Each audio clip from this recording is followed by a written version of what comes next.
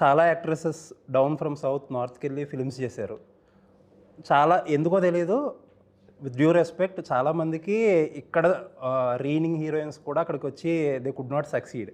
But ఏమనుకోవాలో కానీ రష్మిక గారు ఈజ్ ఆల్ ఓవర్. ఏంటి ఆ సీక్రెట్ ఏంటి? నాకు ఫస్ట్ టైం కన్నడ నుంచి తెలుగులో డెబ్యూ అయ్యేటప్పుడు నేను అప్పుడు అనుకున్నా అండి, తెలుగులో ఫిల్మ్ చేసినా కూడా నేను కన్నడలో చేస్తా అని.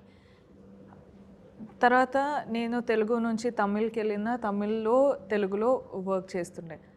ఇప్పుడు హిందీకి వెళ్ళినా కూడా ఐఎమ్ లైక్, నా కెరియర్ మొత్తం సౌత్లో స్టార్ట్ అయింది, అది నా ఇంటి.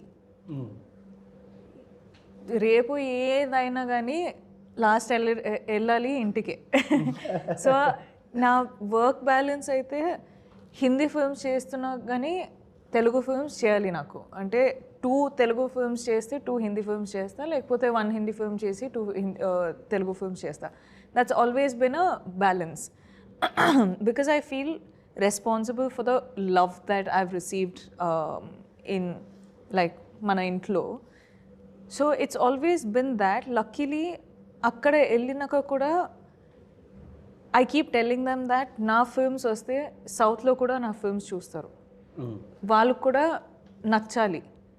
సో నన్ను తీసుకున్నారంటే ఒక రీతి ఉంటుంది. Like probably I will not do some things that I'm suppose to do because I know my people in like south industry will be watching. So that's how I process అండి. So that is helping you. That is helping me.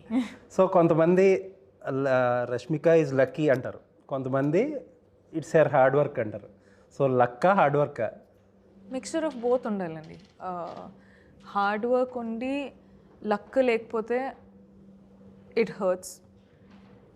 Luck ఉండి hard work లేకపోతే it's not long lasting, it won't sustain. So I think it's a mixture of both completely.